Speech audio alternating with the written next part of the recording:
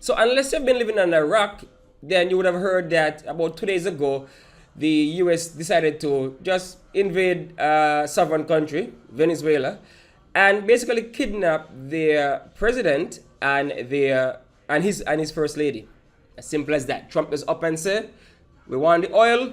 We're going in and get the ban, kidnap the president and the first lady."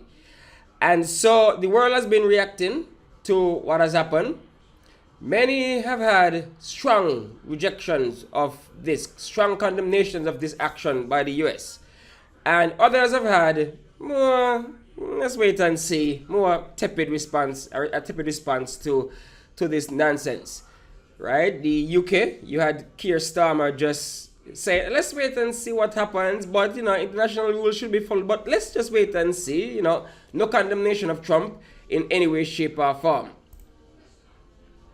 So it's almost as though, the UK decide, look here, we ain't involved. Keep us out of this, we ain't involved. But, we're waiting and see what is happening with the developments. And now, I understand Maduro is a terrible man, dictator. But how is it that you are saying you're against dictatorship, the US? They're against dictatorship. But you're doing dictatorship nonsense. You're doing dictatorship foolishness. You're doing things without anybody approving. You're like, it's either you do as we say, or we step in and do what we got to do. Now, that's on the international level. What I want to discuss here is the Caribbean. That's where I live, and that's what's important to us, the Caribbean, and our response to the invasion of Venezuela. And so Caricom put up the statement. The Bureau of the Conference of Heads of Government of the Caribbean Community, Jamaica, St. Kitts, Nevis, St. Lucia, convened on Saturday, January 3rd, following the U.S. military action in Venezuela. Caricom is firmly committed to the fundamental principles of international law and multilateralism enshrined in the UN Charter, including sovereignty and territorial integrity of states and respect for human dignity. A lot of words solidarity here. The region reiterates its call for a peaceful dialogue through diplomatic channels to ensure Venezuela's stability, good governance, democracy, and prosperity of the people of Venezuela. More word salad. Caricom remains ready to support all such efforts in a spirit of cooperation and mutual respect. The Bureau of Heads of Government assures that every effort is being taken to ensure the safety and security of citizens of the region. The Bureau will continue to monitor the multifaceted impact of this evolving situation and the implications for economic activity within the community, particularly air travel. Strong response by Caricom. Not really. No. The response was just was weak. Weak response by Caricom. Now, what I don't appreciate is that as small island developing states, we want to be small and talawa when, it sounds good. Sports and those kind of things. Small but we talawa and that kind of thing. We, forced to be reckoned with on the global stage. But when it really, really matters, this is the response Caricom giving the people out there. This is a bunch of nothing. From my perspective, I want to see Caricom release a strong statement condemning this kind of action. Why? Because it could happen to any one of us. We should go down swinging, go down fighting. Why is the point of us being independent if we are still having this sword hanging over our head that can drop any minute and, basically end us? What is the point of being independent if this is what we still have to suffer through?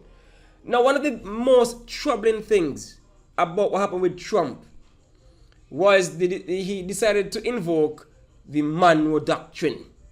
I don't know how many of y'all follow history, but the Monroe Doctrine basically speaks to the US saying, look here, in the Western Hemisphere we control things, we run things, we own the Western Hemisphere. Nobody could control the Western Hemisphere. The rest of y'all just here because we are allowing y'all to do it. Because the Monroe Doctrine also includes the Big Stick policy with Roosevelt. Talking about, we're going to negotiate with you, we're going to talk nice to you, but understand that we got a stick. And if we don't do as we say, we're going to use the stick. So yeah, we have, so Trump up there talking about the Monroe Doctrine and all that. That's what we should be most afraid of. Because he's openly saying, look here, we run this here. We run the city right here. We run the Western Hemisphere. None of y'all can step up to us. Now the Monroe Doctrine was something that came about in 1823. 1823. So understand, there have been 2 world wars since then. And the world order has changed post World War II. UN came about as a body because we decided we don't want to go back into the world war. We don't want to do that. Respect people's territory, respect people's sovereignty, respect states. We don't want to go back into any world war. But this man in America, Trump, I don't know if I don't know what to say about this man. But clearly he cares nothing about history. Clearly he wants to be some strong man. He wants to left his legacy as some kind of dictator, the strong man to run the Western Hemisphere. So now he's clearly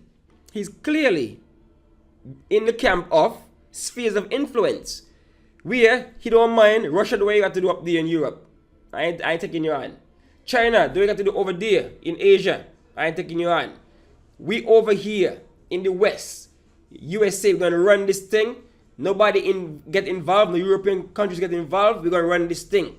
This is our area, and so we should be very, very much afraid of this kind of nonsense, this kind of thinking by the U.S. government, and so we should strongly condemn what happened in Venezuela. Don't mince no words, no spit in the mouth, because the point here is that we could be next. Any one of us could be next, and then what? So we should strongly condemn it. Come out strong with the whole chest and say, no, this is not right. Maduro was a bad man. Maduro was terrible. But let the people of Venezuela determine their destiny. Let Venezuelans do what they got to do. And then you're talking about the US going to run Venezuela. What madness is this? What time frame are we living in now? There's no respect for sovereignty. There's no respect for independence. That is why when Russia invaded Ukraine, it was so troubling. Because how is it that a government could just choose to go just invade the next place? Because what, you big and bad? All these nuclear powers are big and bad.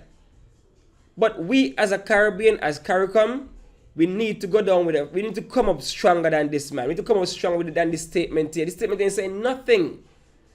Look at how they reacted with the tariff. I mean, the man put on 10% tariff, including us in the Caribbean. What we do, America?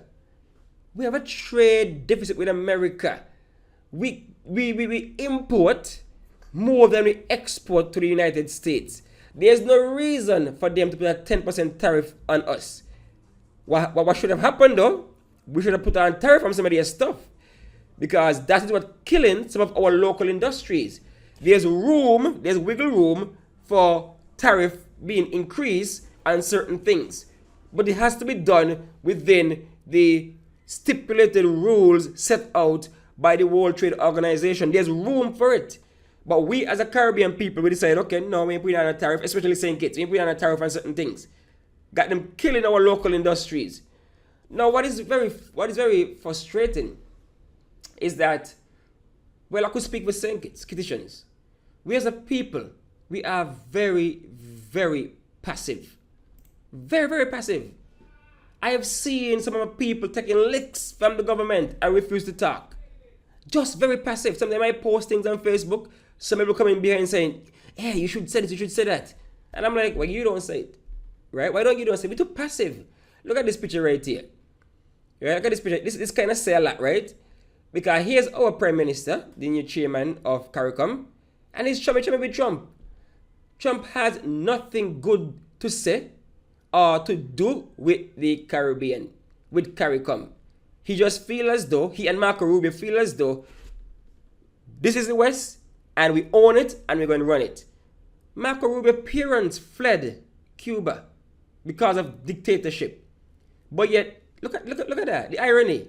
They turn around and they're using dictatorship behavior to get what they want done. They're invading countries, sovereign independent countries, invading them. Is that not what dictators do? Is that not what Vladimir Putin is doing in Ukraine? Is that not what China is threatening to do in Taiwan? So how are we not standing up for what we believe in, standing up for our rights, unless we hands off? As much as Maduro is terrible, yeah, most of our Caribbean countries had some relationship with Venezuela, Petrocarib. I remember writing saying we had the Venezuelan Institute, where you could have gone and learned Spanish. So there's some relationship with that. Trump got in office, Trump killed USAID, whatever they want to call it. Kill it. And I know for a fact Sankis would have benefited from USAID. And the man just killed the thing. So understand that they don't have our interest at heart. And so therefore we need to stand up for ourselves. We need to put out a stronger statement to say, no, we don't believe in this. Even if you don't want to take a direct side, man, there are diplomatic ways to get your point across without trying to offend anybody outright. Like me and Motley was saying, we need to maintain the Caribbean as a zone of peace for both sides. Venezuela, US, we need to maintain the Caribbean as a zone of peace. Fight with that, go with that, lead with that. Don't let anybody come mess us up. Look at what happened. Because America invaded Venezuela, air traffic get messed up in the Caribbean. A lot of people were inconvenienced. Air traffic get messed up in the Caribbean. We rely so heavily on tourism and air carriers and whatnot. But yet, that's just a taste of what could possibly happen if there was an outright war in the region. They don't care. They don't care of the collateral damage. Look at how they're just killing fishermen in the Caribbean Sea. They don't care. Those are war crimes. They man are straight up killing, bombing up boats in the Caribbean Sea. Them need strong condemnation. Them need outright, no, this ain't right. It's a war crime from the Caribbean leaders to, shout them on top of your lungs. That can't be right. Even if they were drug runners. As last I checked, in some jurisdictions, the penalty for drugs wasn't the death sentence. Capture the people, try them. Simple as that. You capture them, you try the case. You understand? And we have seen what has happened when America intervened in different areas. Iraq, Afghanistan, Libya. We have seen it. Yeah, they're going to celebrate for a second. But after that, what happened? 10, 20 years still in turmoil. And so we can't afford to be quiet on these kind of things as a region. I'm wearing this shirt here, right? I'm wearing this shirt to show. Cricket. Remember the history of cricket was that we're fighting against those who are oppressing us. We're fighting against our mother nation, England. We're going to mash them up with the balls them. Even during apartheid system, we gang up in South Africa, we're mashing them up with the balls them. That's when we use sports to send a message. Not the braggadocious way we're doing sports now. Small but with Talawa one. No. Remember our history. 1935. We're fighting for our labor rights. Wake up, Caricom. Voice your disgust in a stronger manner. I know, again, we are passive people, but this is life and death. Me don't want to live in a society where US feel as though they're in charge of us, they can do whatever they want to us. You understand? So I'm just saying, Caricom need to come stronger. Bring out a stronger message. This wait and see thing, I understand it because the situation is kind of messy. Because you look at it, Trump gone in, he was a little too clean, right? A little too clean. The VP in charge now. So maybe there's something where, they decide to, agree to what American terms are and Trump just bomb them just to look good, look like a strong man. We don't know. But anyway, you twist or turn it. He wrong. He wrong to approach it like that. It's very wrong to approach it like that. And what, we supposed to just do business with Venezuela just like that now? Just up and do Venezuela, business with Venezuela as a region? We just up and say, yeah man, yeah, I'll do the right thing, the cool, whatever. Let's do some business now. That's how it works now. Since Trump, man, the world is in a messed up place right now. The world is in a messed up place right now. It's like might is right. See, we teach our children bullying ain't right. Bullying can be right. But here's this man, Never fought a day in his life, Trump. None of the people in the line of fire. All the children them grandchildren insulated from this whole thing. But you feel like you're a tough man and so you're out there waging war. Mr. Bone Spurts never really enlisted. But he always waging war, killing people just indiscriminately. Killing people playing the trade. Just doing what you want and nobody's standing up to this man. Yeah, we don't have a firepower, but that's okay. You can still talk. You can still show some fight. And if you go down swinging, that's okay. At least we went down free. At least we went down swinging. Don't count out to nobody. No, not like that. We're supposed to be better than that. Right? Maroons. What the Maroons are about in Jamaica. What the Maroons are about. Right? We're supposed to be stronger than that. So, let's continue to fight the good fight. Alright? Thanks for watching. Thanks for listening. Like and subscribe for more political videos.